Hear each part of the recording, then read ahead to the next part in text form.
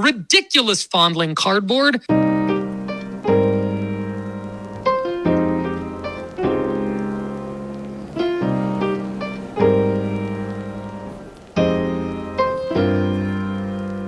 What is up? Welcome back to Fondling Cardboard. I'm your host, Mike Lakusta, aka the Golf Card Collector. And finally, winter has really sunk its teeth into us here in Calgary, Alberta, Canada. But a warm greetings to you because we have these special weather phenomena called a Chinook. It's basically a warm wind that comes off of the mountains from the west and turns the minus 18 degree weather into plus 6 today. And that's in Celsius. So, gosh, what is that? 40 something in Fahrenheit? So, yeah, it truly is a warm day. I can finally get outside and put the winter tires on and walk the dog without wearing 20 layers of jackets. But the amazing thing about Calgary, whether it's winter or summer, it is virtually always sunny here. And sun is good for you. It's good for your health, good for your mental well-being. And another thing that I love about these sunny winters in Canada is that it's a perfect time to collect cards. Cooped up inside with your own collection, sorting, organizing, selling, grading. Well, anything with shipping is really put to a halt because of the Canada Post strike, but that won't keep me from spending time with my cards.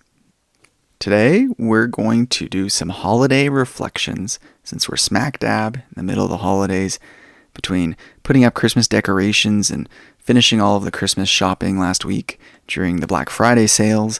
But we still got a lot of wrapping to do, and of course, those holiday feasts are just around the corner.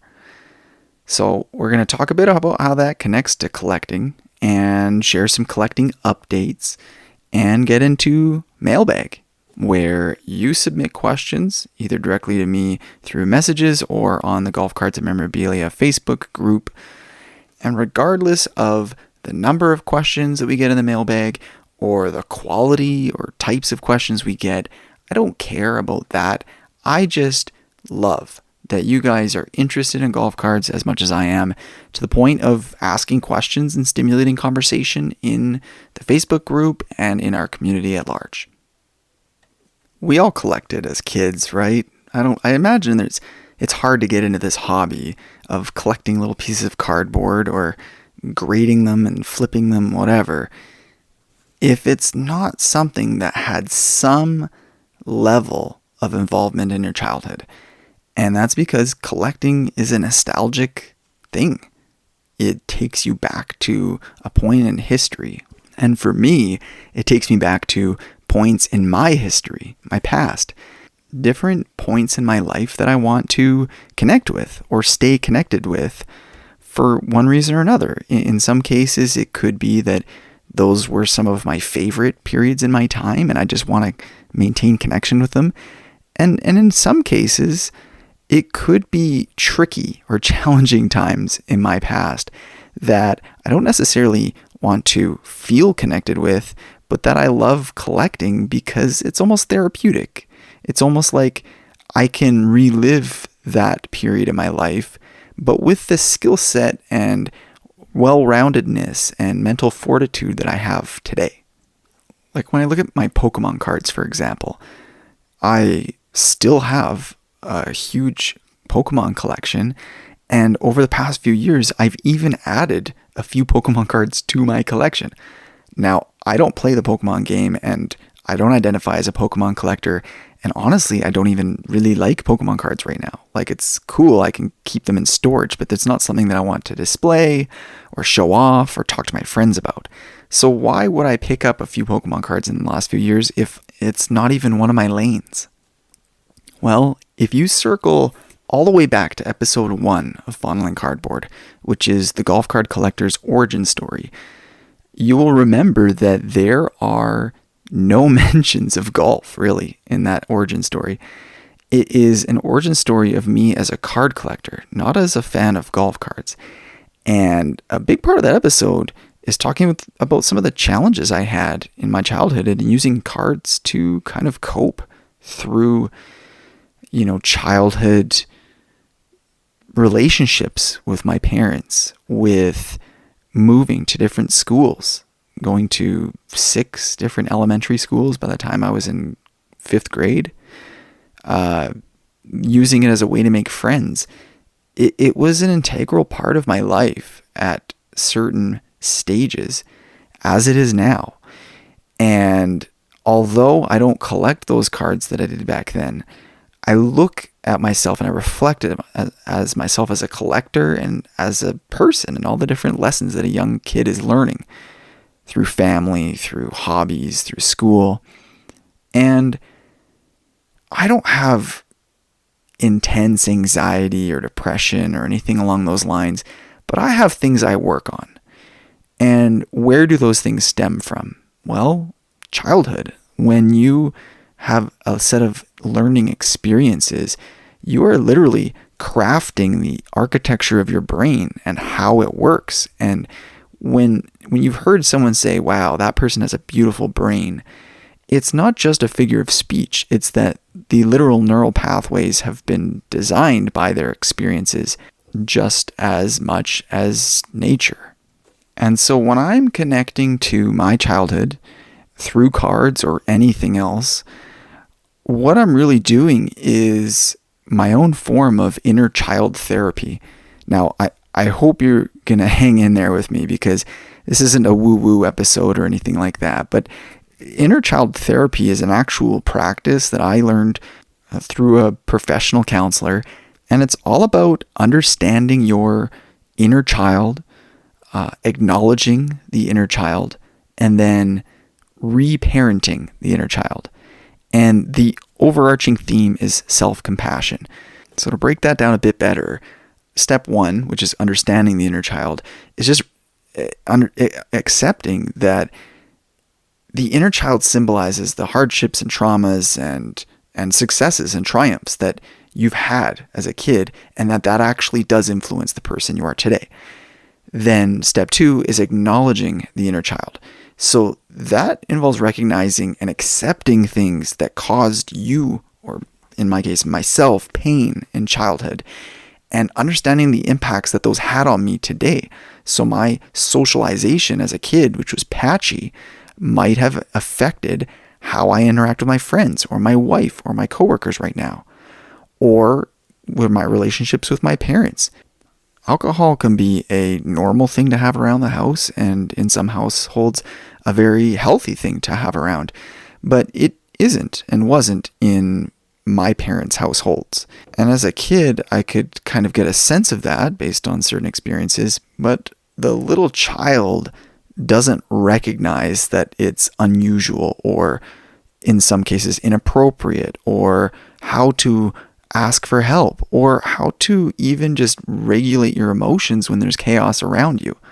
And so, from my experience, now that I'm an adult and those feelings or automatic thoughts boil to the top in certain situations, I, from inner child therapy, can recognize where those reactions or feelings that I have came from and accept them and acknowledge them, because then I can use my prefrontal cortex, assuming I've got enough executive functioning skills on that particular moment, to reflect on that experience and make a decision on how to act and how to behave in a way that I want to, and that reflects the values that I have, regardless of what automatic thoughts and feelings pop up in the moment.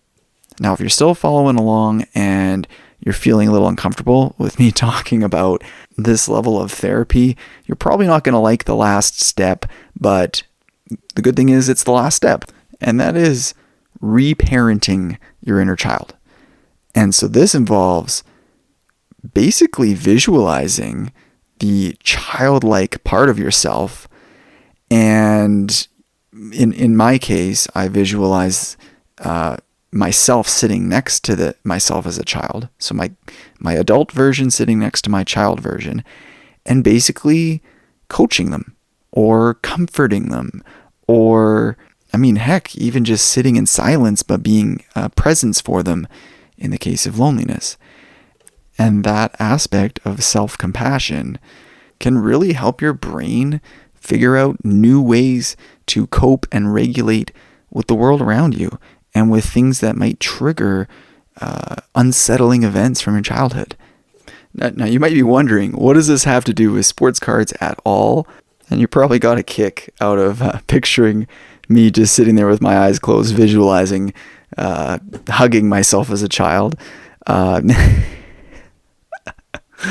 This is not your mainstream sports card content, that's for sure.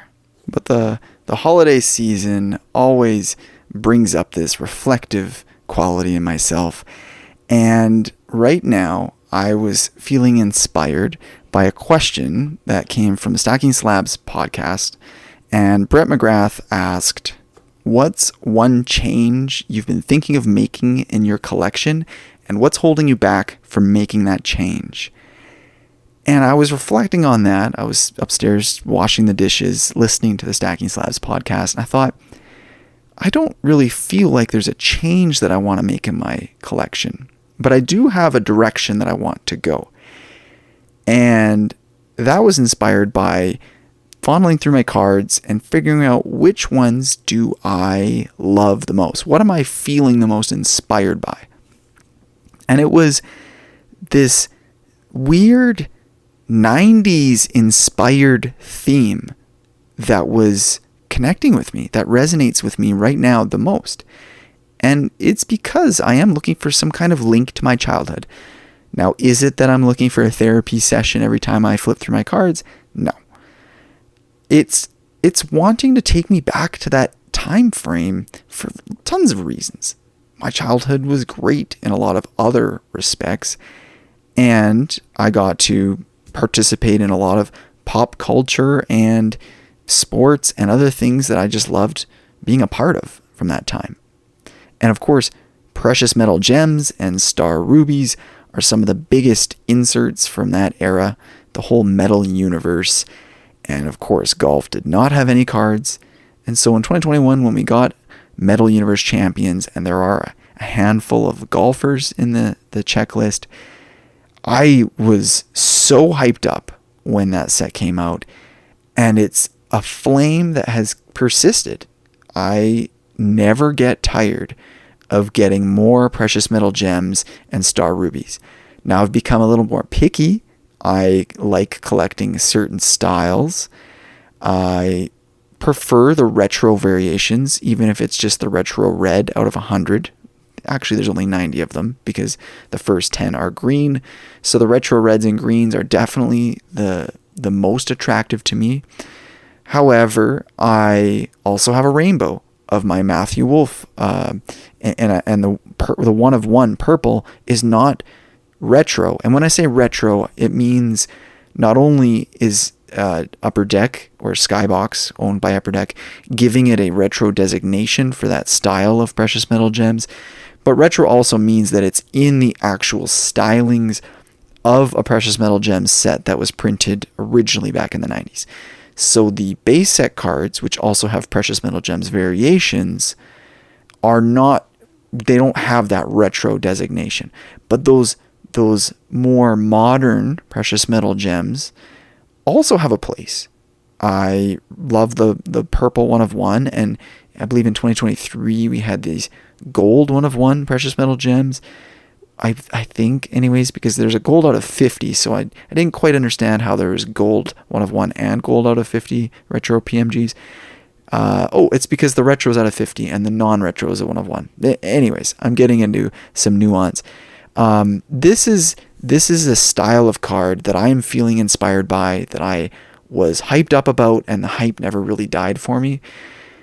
Now, how is that addressing Brett's question? What is the change that I've been thinking of making in my collection, and what's holding back from making the change? And it's that I'm missing some of the biggest cards. I don't have the employee exclusive Tiger Woods precious metal gems from 2014 or whatever that was, 2013. I don't have the retro red precious metal gems of Tiger Woods from 2021. I don't have the gold out of 50 retro PMG from 2023. So there's some big Tiger Woods cards that I'm missing, even though I've got a beautiful stack of precious metal gems. Now, the change I would make is I would love to acquire those. The only problem is they're expensive cards. So then I look at my collection and I say, what is this eclectic heap of memories? As somebody who collects based on personal nostalgia, I've got different lanes. I've got my Arizona Coyotes collection. I've got different branches even of that. I've got the entire golf sport collection. I've got my Steve Nash player collection. I've got my mid-2000s basketball collection. And then I've even got wings of that where they're athletes like Steph Curry, for instance, a 2020 something gold out of 10 Spectra. And I love the card. But I collect things like that because it reminds me of the mid-2000s basketball collection. I've got non-golfers golfing wing of my collection. Like I'm holding a Newsflash Leaf card of when Steph Curry hit a hole-in-one at the celebrity golf tournament. I've got an entire Michael Jordan golf card collection. I've got, Michael Jordan low-end cards. I've got, I honestly, I don't have a list in front of me, but I probably have 20 different lanes in my collection. Now, if I feel most inspired by this 90s inspired Metal Universe golf cards, how can I round out that wing of my collection? Well, I have to be smarter with my purchasing decisions, and I also might have to make some tough decisions when it comes to cutting some of the other cards or entire wings. It's not something I really look forward to, but I'm committing right now to making that a New Year's resolution to acquire those 2 cards and to fund the purchase of those cards through my existing collection. Now, I am really excited about it, but the thing that gives me pause is just letting cards go. I love my cards so much because I've collected through my personal nostalgia, and so even I might have hundreds of cards, but they all have a personal tie. And if I overspent on a card because it meant something to me, it's hard to let it go for a fraction of what I paid for, plus paying all the shipping and everything. Like it's tough, but gotta find a way, because I am excited by cards, but I need to lean in to the area where I'm getting the most fulfillment. So if any of you guys have either or both of those cards, hang on to them, reach out to me, let's connect, and maybe someday, hopefully someday soon, we can work out a deal. Again, that was the 2021 Metal Universe Champions Retro Precious Metal Gems Red Tiger Woods, and the 2023 Retro Precious Metal Gems Gold out of 50 Tiger Woods. And speaking of Metal Universe Champions and another multi-sport set, Upper Deck Goodwin Champions, we've got the 2024 releases of both of those sets coming up later this month, so I'm pretty excited about that. I believe that 2024 Metal Universe Champions and Goodwin Champions both release on December 27th. That is according to, what website was I on? I think I was on Breakaways, which is an online store up here in Canada, so you American listeners wouldn't be familiar with them. But yeah, it says December 27th release date on both of those sets, and that's kind of cross-referenced with the fact that everywhere that I'm trying to find checklists for both of those sets, whether it's Beckett.com or Cardboard Connection or wherever, none of them have a checklist posted. I haven't seen any cards from either of these sets pop up, so I know they're not releasing within the next week or so, but I am hopeful they'll release on time over the holidays. And okay, since you've asked and twisted my arm, I'll give a few details and a few of my thoughts on these upcoming sets. Not a comprehensive set review or anything like that. Of course, we don't even have the cards, so I couldn't. But looking at the Metal Universe Champions for 2024, it looks like they're going to have retro PMGs again, so I'm really excited about that, collecting any and all golfers from that subset. And I'm looking forward to seeing what kind of interesting one-of-ones come out. They've got a new set called New Discoveries, so we'll see how those ones look. There's a really cool Michael Jordan card. It's called the Jumpman MJ Base SP. SP stands for short print. And there's even a red PMG number to 100 and a green PMG number to 10 of that particular card. And it's like the Jumpman MJ is its own like set card. Like it's not part of a checklist. It's its own thing. And it's an iconic image from, mid to late 90s of Michael Jordan doing the Air Jordan pose. So if you've ever seen Jordan shoes and you see that, leaping kind of image of Michael Jordan, that this is the image on this card, the actual photo of Michael from a photo shoot of him doing that pose. And there's also a collectible, I don't think it's a card, but it's like either a bookmark or a promotional flyer or something like that from the 90s that has that image that is actually very popular and commonly graded. And if you're a Michael Jordan fan, go check it out. But moving on, I guess, to golf, we've got, Jambalaya. So there will be a Tiger version of that and maybe one other golf star. And then we'll have, hopefully, Star Rubies. I've got my fingers crossed on that because that's one of my favorite subsets. And the last kind of card I'll highlight for Metal Universe Champions is the gravitational pull inserts, because the 2022, I think it is, or maybe it's from 2021, the first time that we got a gravitational pull Tiger Woods card, it blew my mind.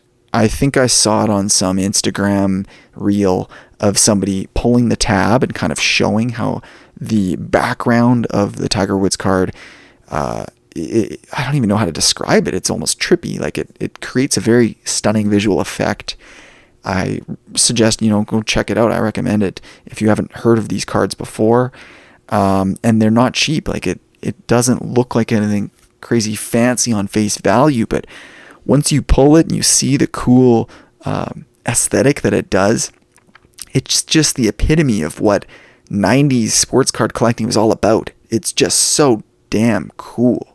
And as a result, it sells for, hundreds of dollars, like probably $200 or $300 or more. So we're going to get another one of those.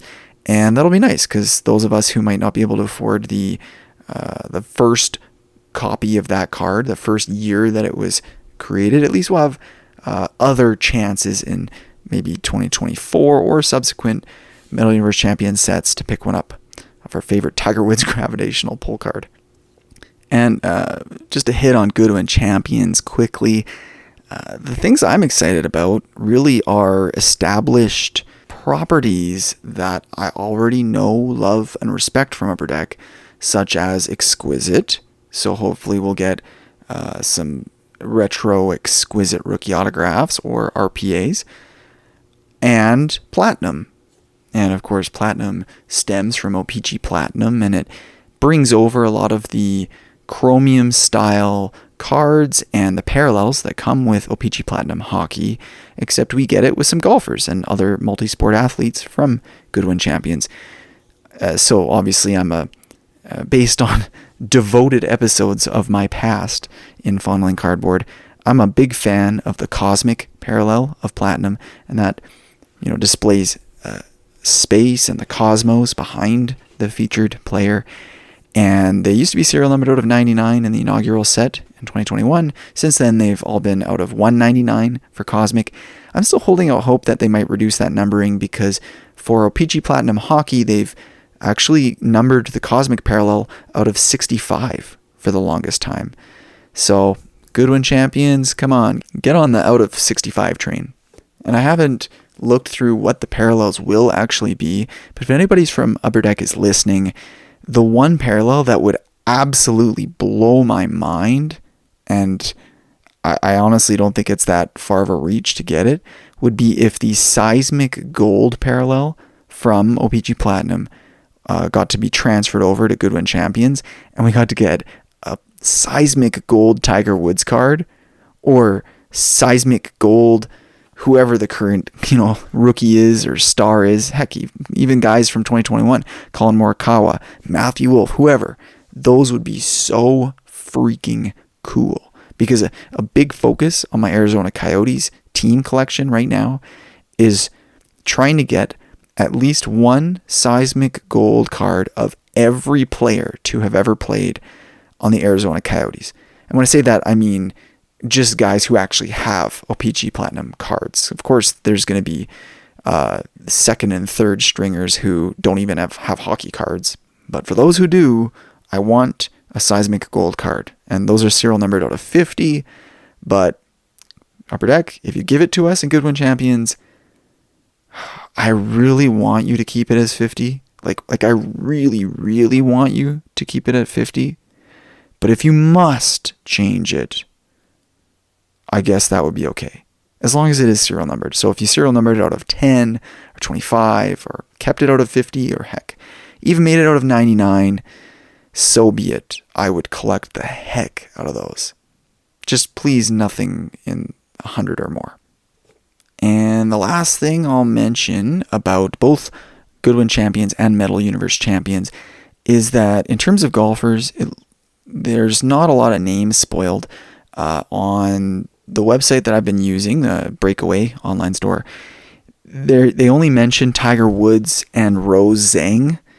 Now, Rose Zhang is a very popular LPGA player, and her cards actually have a pretty solid collector base right now. But I'm really hopeful that it's not just the two of them. Maybe we'll get more. In some cases, we end up getting like a couple extra golfers in Goodwin Champions that weren't in Metal Universe Champions, or vice versa. But we know we're getting those two at least. The one notable name that really stands out on both of these lists is I don't see LeBron James. I wonder because Fanatics, who owns Topps, of course, published a LeBron James autograph card, and it was co-signed with Bronny James, father and son. And that was a bit of an indication that maybe LeBron James is, maybe he's going to be in with Fanatics. And what does that mean for his relationship with Upper Deck and signing cards and having his cards in sets like this? And at the end of the day, I don't really collect those kind of LeBron James cards. Even though he actually does have a spot in my PC, it's usually not Goodwin Champions or Metal Universe Champions cards. But what it really does make me wonder is about the other two big names. Of course, Michael Jordan and Tiger Woods. If one of these big three leaves Upper Deck, is Upper Deck going to be able to hold on to the other two? Not that these guys are all best buddies and are hanging around a table drinking beer saying, oh, you're leaving Upper Deck, oh, I'll leave as well. No, it's just an indication of their, I guess, strength in maintaining these massive superstars and their contracts. Or maybe it goes the other way. And if they lose LeBron James, for instance, maybe they go all in on Michael Jordan, make sure he can't leave. Just some food for thought. I think it's just about time for this mailbag question. So this came from a friend of the show, Austin Bailey. And he asks, what are your thoughts on the TGL kicking off next month? Would you buy a golf card of a player hitting into a simulator? What if that card was extra shiny, and extras in all capitals? First of all, Austin, I really appreciate you emphasizing extra shiny. I can tell either you're a listener of the show or you just have a very good feel for my collecting taste. Yeah, I would honestly collect, if a card is shiny enough, it could be a picture of a cactus, and I would collect it if it's shiny enough, if it really hits the right angle off my eye. That is just to say I'm a shiny junkie. So let me go, I guess, rewind to the beginning. What are my thoughts on TGL kicking off next month? Well, I mean, I'm excited about it. The more golf, the better. I don't like the divisive aspect of current the golf world, where professional golf is being divided in these different leagues. But the way I viewed TGL, or at least my understanding of the league when I was researching it, when I did basically an entire Fondling Cardboard episode about it in the early days, is that it's designed to happen on like a Monday night after the PGA Tour event completes on Sunday. So the players who might be playing in the PGA or any other league will have time to, I guess, fly to wherever this place is. Is it in Florida? I assume where Tiger Woods lives, and go to this, this event, this league every Monday, and go head to head. And I don't see it as being like the most competitive league per se.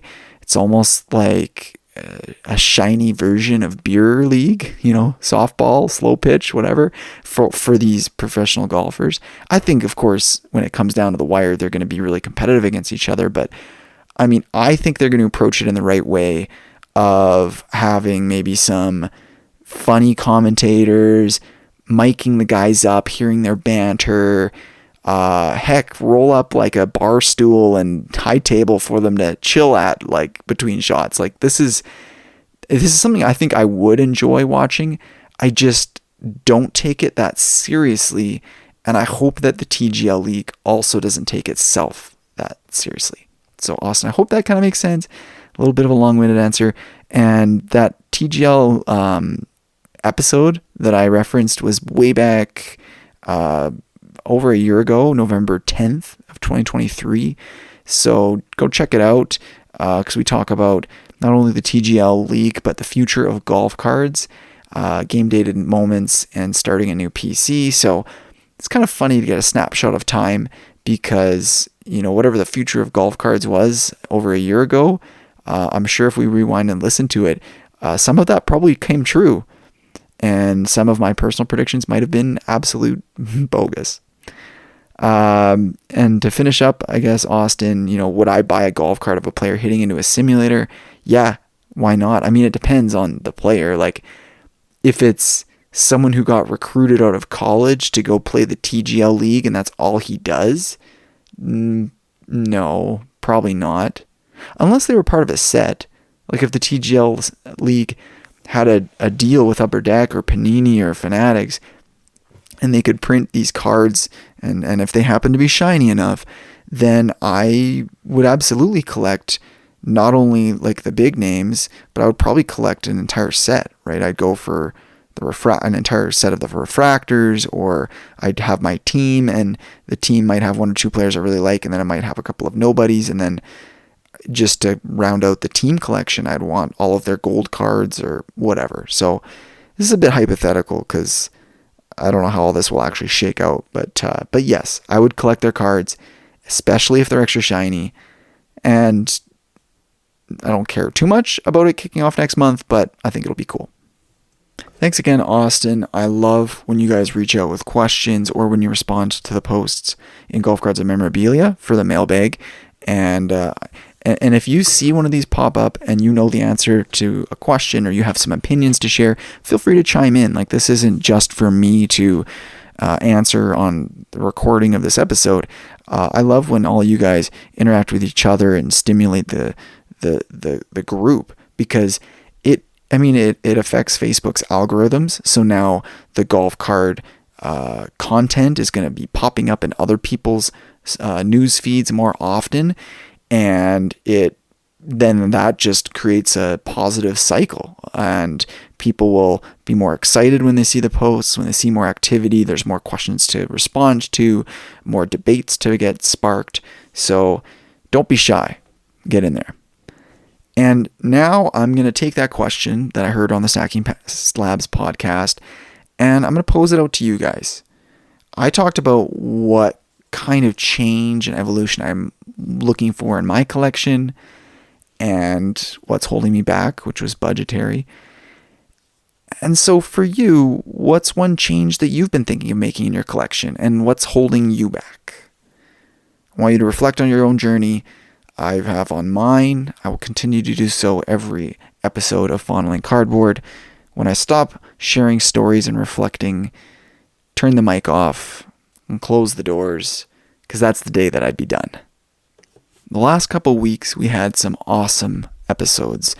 A couple of men of faith in the hobby reflected on how their Christian beliefs influenced and affected their collecting habits and the way they approach this materialistic hobby. And so if you haven't already, I encourage you to go check out those episodes with Jason Joyner, who owns not only a golf course, but a golf card shop on a golf course. One of the coolest sentences I've probably ever said in my nerdy mind anyways. And with Matt Galvin, who is a straight race card collector and a running enthusiast. I really enjoyed talking to him about our running careers and our running history, as well as our passion for the hobby and how he uses his beliefs and his value system to keep himself in check in the hobby. And actually, one really interesting piece of feedback I got from a listener is that he really enjoyed that episode. And when I asked why, like what parts really resonated, it was not at all what I expected.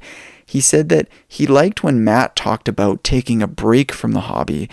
And when I listened back, I realized he shared a bit of a story of taking 1 week away from the hobby as part of Lent, and what that really meant to him as a collector and how it reinvigorated his passion for collecting.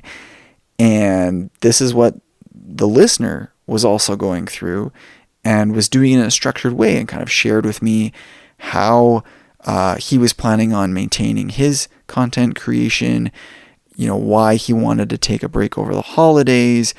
And I thought it was really cool that the last couple episodes, although there was this theme of Christianity, that listeners got lessons and enjoyed the episode for completely unrelated reasons. And that about wraps up for today's episode.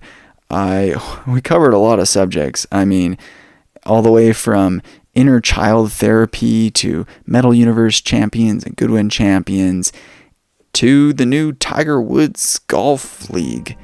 I tried to cover a little bit of everything, a little bit of something for everyone, and I hope you found there was something for you. I am Mike at The Golf Card Collector on Instagram, Golf Cards and Memorabilia Facebook group. Signing out for tonight. I'll see you guys next week.